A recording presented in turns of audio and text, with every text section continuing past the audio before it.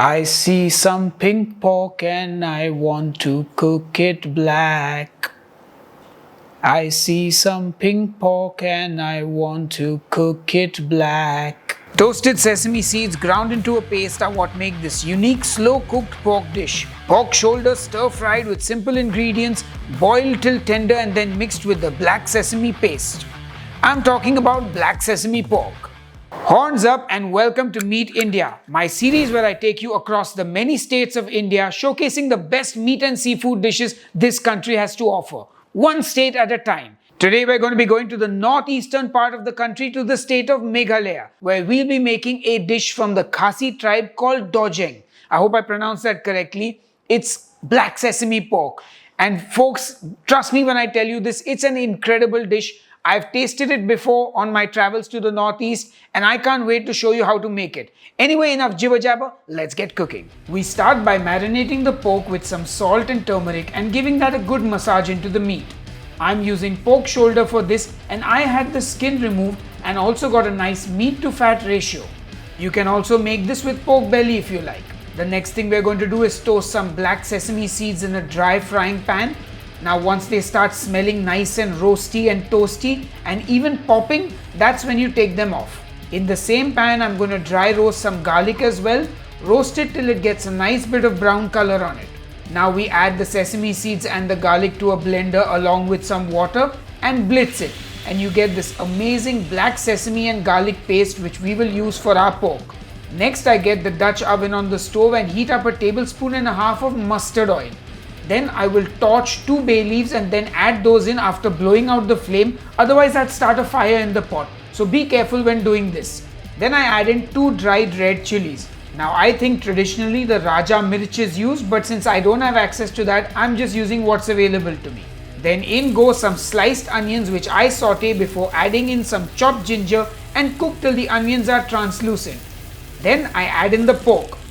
I also add in some water now and I'm going to cover and cook this for 45 minutes to an hour, however long it takes for the pork to become tender. Of course, every once in a while I'll open it up and give everything a good mix to ensure that nothing is sticking or burning. And once the pork is cooked and it's nice and tender, I will add in that black sesame and garlic paste. I will also rinse out the blender so that I waste none of that paste. I will also add some fresh ginger and now I will cook it down till the sauce thickens to my liking. Be patient, this might take a while. Normally I think they make it with a little less gravy or sauce, but I kind of like it this way. I also have something that goes well over the rice, so this is my version. But yes, once it reaches the consistency you are happy with, taste it and the pork is now ready to be eaten. I will finish it off with a bit of coriander.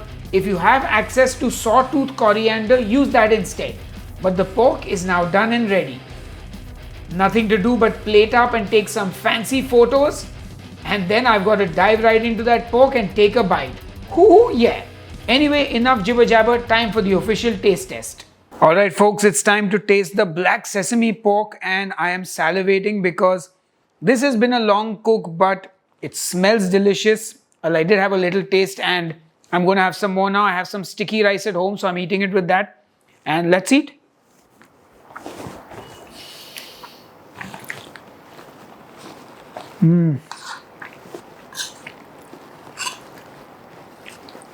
I just want to eat. I don't even want to talk to you guys anymore.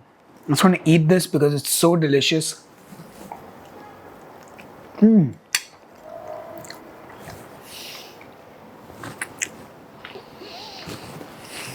It is criminal that India is known for butter chicken, tandoori chicken, masala dosa, vada pav and whatever, and we are not known for dishes like this.